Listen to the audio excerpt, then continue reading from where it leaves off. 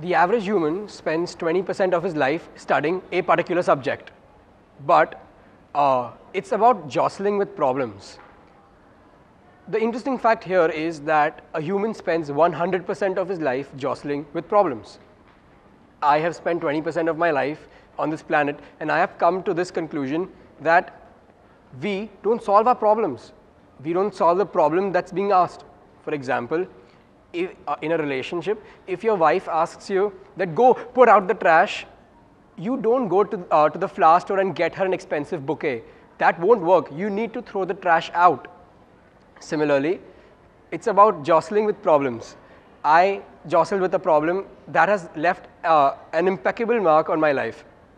A few months back, my uncle with a traditional agricultural background came over to my house. And he said, you know what? Cotton can only grow in well-aerated soil, acres and acres of open land, and that's how you do it, and nowhere else. And I thought, wait a minute, I can do something different. And I thought, wait a minute, I can do something different. So I researched on the internet, and I came up with, there were a few articles on the internet that I read about, and they were on the topic called hydroponics.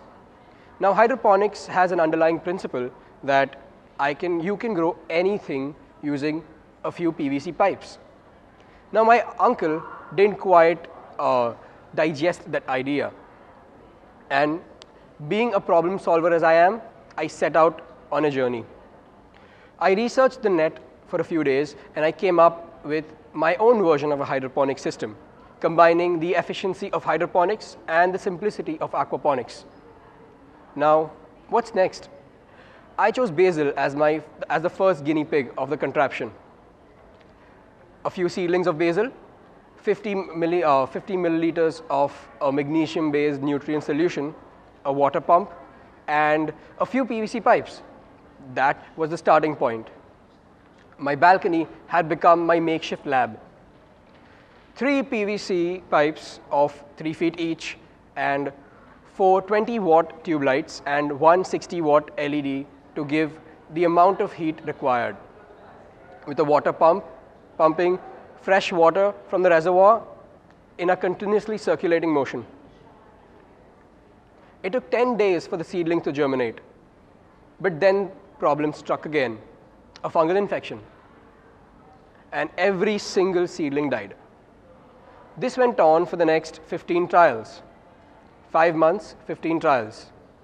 And after that, I found out the answer was simple, 3 drops of copper oxychloride.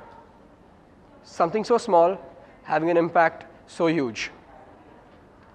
After going on with basil, I tried with other greens, other veggies, and finally to cotton.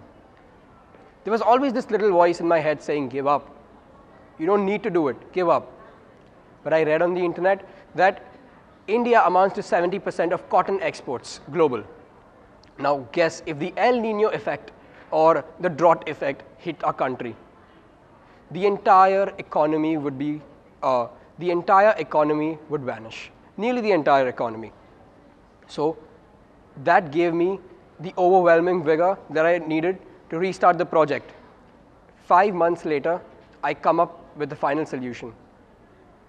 Conceptualizing and making an entire hydroponic system that uses 95% less water than the traditional soil-based agriculture system.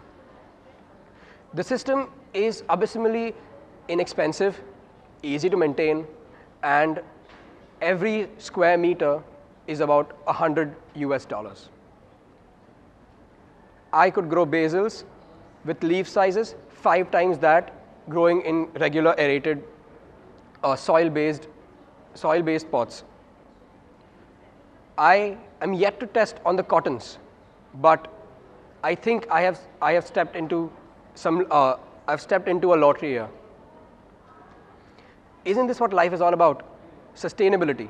It's about overcoming problems. It's about facing a problem, finding the smallest of solutions, and getting over it. And this little research project on hydroponics proved to be just that, to give me the final impetus to prove it that it just takes a little bit of innovation to make big, great change. Thank you.